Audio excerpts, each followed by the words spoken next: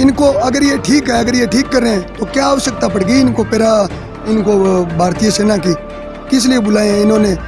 भारतीय सेना के सीआरपीएफ के 200 जवान हैं। इस करके हमें तो यही तब तक हम जहाँ से नहीं उतरेंगे जब तक हमारी जो खराब की हुई फसल है उनका मुआवजा नहीं मिलेगा, और हमारे ट्यूबवेल जो भी पाइपलाइन आती है, दरख्त आते हैं, उनका हमें मुआवजा नहीं मिलेगा, तब तक हम जहीं हैं, जहाँ से कहीं नहीं जाएंगे। फिर जो भूमि अधिग्रहण हुई है उसके अंदर तो आप कब्जा कार्रवाई कर रहे हो। जिनकी भूमि अधिग्रहण नहीं हुई उनके अंदर आप कब्जा कार्रवाई क्यों कर रहे हो भाई?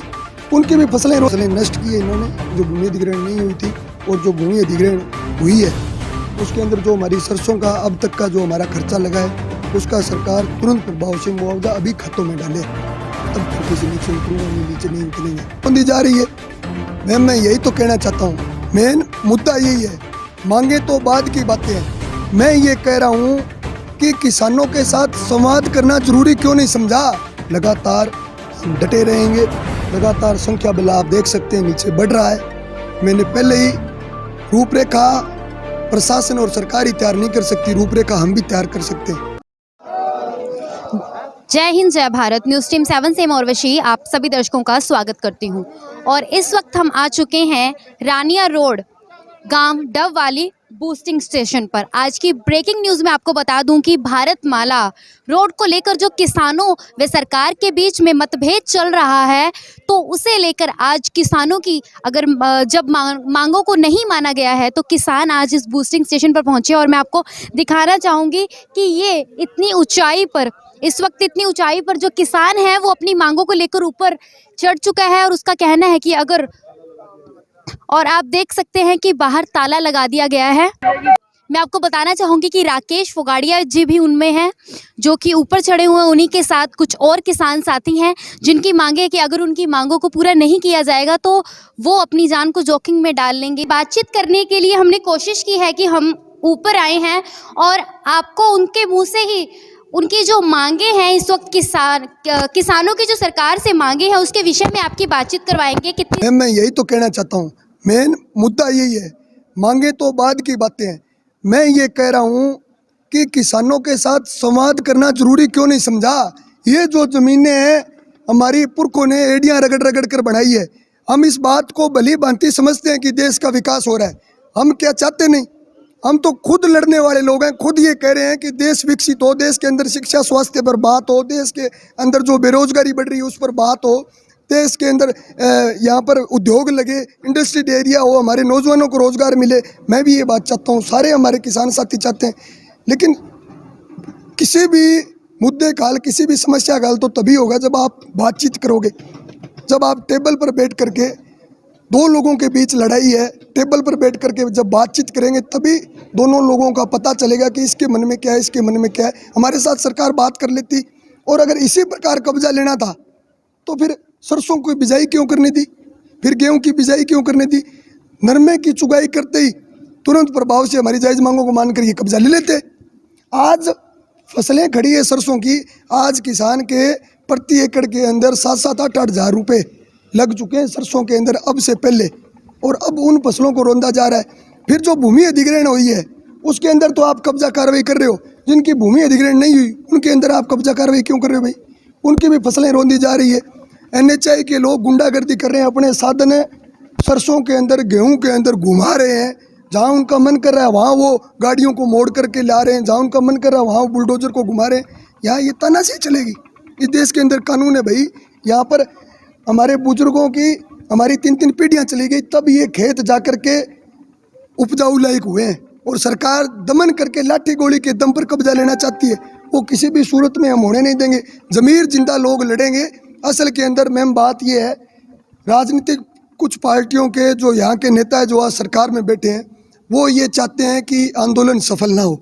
अगर आंदोलन सफल हो गया तो किसान का हौसला बढ़ेगा, लड़ने वाले लोगों का हौसला बढ़ेगा, ये आगे लड़ाई जारी रखेंगे, ये कल को बीमे की लड़ाई लड़ेंगे, ये जो हमारे किसानी संघर्ष के जो और तमाम मुद्दे हैं उन मुद्दों पर ये संघर्ष तेज करेंगे। इसलिए ये चाहते हैं कि जब भी किसान उठे, इस क्षेत्र के किसान को दबाओ, मुकदमे करो, जेलों में डालो, ताकि वो दोबारा बोलने की हिम्मत ना करे।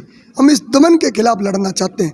हम ये चाहते हैं इस रोड के दोनों साइड हमारी जो मुख्य मांगे, मैं 2-3 आपको बता देता हूँ। रोड के दोनों साइड सरकार लिंक रोड नहीं दे रही, तो ये कोई भारतमाला से पीड़ित किसानों की मांग नहीं है। हम ये चाहते हैं कि रोड के दोनों साइड लिंक रोड दे, आम जन से जुड़ी हुई मांग है। जो ये अंडरपास दे रहे हैं उसके अंदर हमारी ना तो कंबाइन जा सकती है, ना हमारे ट्रैक्टर ट्राली जा सकते हैं।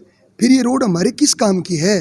रोड है बना तो ये जनता के लिए रहे हैं, और जब जनता और जब यहाँ के किसान खुश नहीं है, फिर किस लिए रोड बन रही है?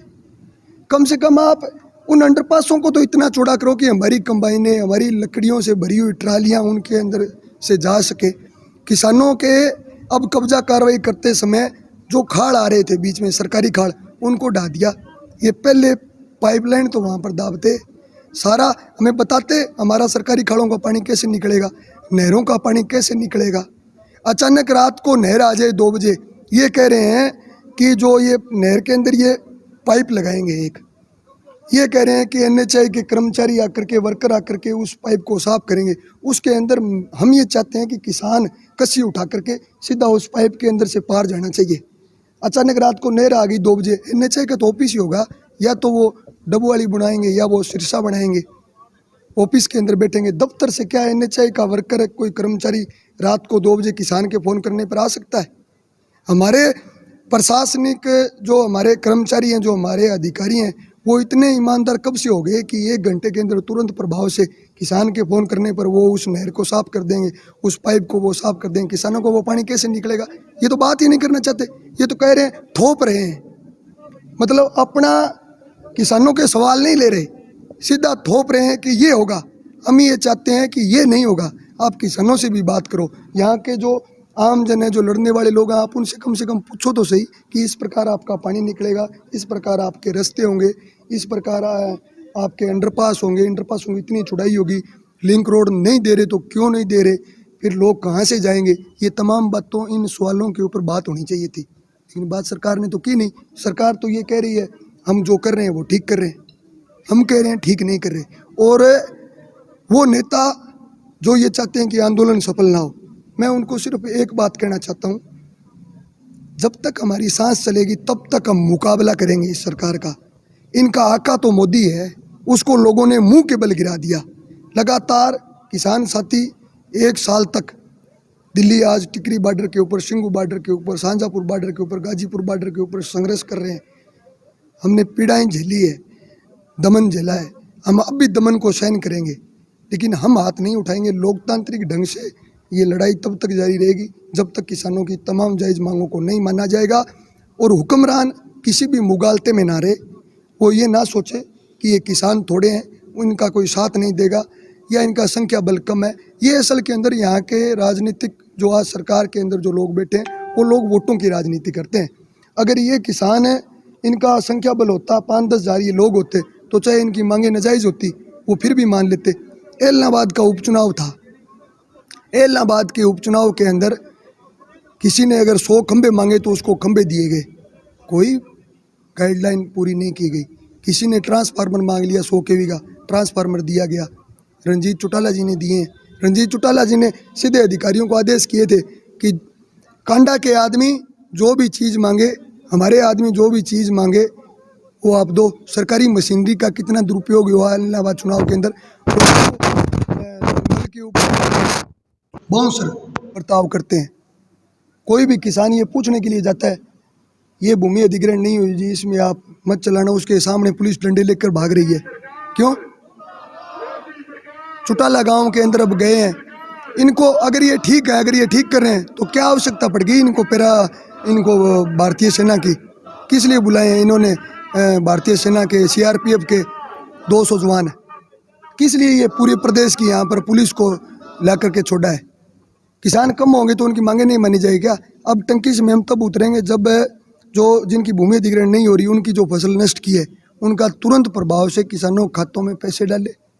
और जो हमारे जो इस 700 एकड़ के जो अवार्ड जिस हिसाब से सरकार दे रही है, जो पैसा अभी तक बाकी पड़ा है, जिस प्रकार ये साथी है, इसके अभी ट्यूबवेल के पैसे तो बाकी पड़े हैं। जब तक ये अवार्डों के सारे पैसे किसानों के खातों में तुरंत प्रभाव से नहीं डाले जाते, जब तक जो फसलें नष्ट की है इन्होंने, जो भूमि अधिग्रहण नहीं हुई थी और जो भूमि अधिग्रहण हुई है, उसके अंदर जो हमारी सरसों का अब तक का जो हमारा खर्चा लगा है उसका सरकार तुरंत प्रभाव से मुआवजा अभी खातों में डाले, तब टंकी से नीचे उतरूंगा, नहीं नीचे नहीं उतरेंगे।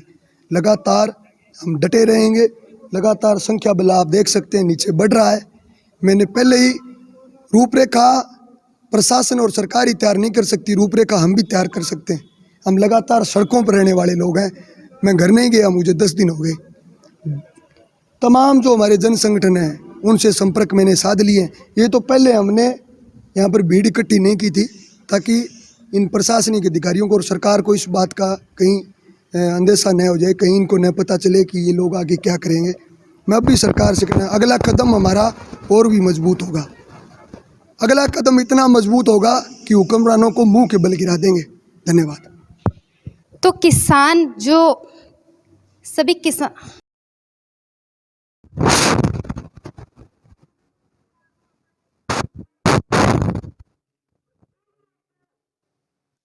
मेरा नाम सरजीत सिंह है जी, जोगे वाला गांव है मेरा जी। साढ़े ही कल भूमि जो अधिग्रहण की थी इन्होंने, उसमें से इन्होंने अपना सब साफ कर दिया, लेकिन उसके बावजूद इन्होंने 50 कारमां 50 फुट जो भूमि अधिग्रहण नहीं होनी थी उसको भी इन्होंने कुचल दिया। जिसमें से कर थी वो सब खराब कर दी इन्होंने। तो हमारे जो खाले थे जा रहे थे, हमने इनको रिक्वेस्ट की कि आप ये खाले अभी जब आप सड़क बनाओगे तब डालें ना, तब तक हमें पानी लगने जो गए तो छोड़ दो। हमारे जो खाल थे वो भी डाल दिए, जो ज़मीन नहीं आ रही थी सड़क में उसको भी इन्होंने ख़राब कर दी हमारी फसल। हमने इनको रिक्वेस्ट भी की जहाँ पर नहीं है आपका सरबा, लेकिन उन्होंने हमारी कोई बात नहीं सुनी। लेकिन जब 2 किले रह गई पंजाब हद से, तब हमने बहुत ज़्यादा किसान इकट्ठे हुए, फिर जाकर रौला पाया। तब उन्होंने पटवारी बुलाया, पटवारी आया, पटवारी ने आके बताया कि ये सड़क गलत कर रहे हो। उससे पहले इन्होंने 18 किले हमारी जो लंबी सड़क थी उसके साथ जो 50 फुट जगह थी उसको फसल को ख़राब कर दिया था किसानों को इन्होंने। और हमारे जो इन्होंने ना तो मोटरां दा ना दरख्त कोई सरबा नहीं किया इन्होंने बिना सर्वे किए सारा काम चला देता है। क्यों? सरकार के पास पैसा नहीं था क्या किसानों के लिए? इस करके हमें तो यही, तब तक हम जहाँ से नहीं उतरेंगे जब तक हमारी जो ख़राब की हुई फसल है उनका मुआवजा नहीं मिलेगा, और हमारे ट्यूबवेल जो भी पाइपलाइन आती है, दरख्त आते हैं, उनका हमें मुआवजा नहीं मिलेगा, तब तक हम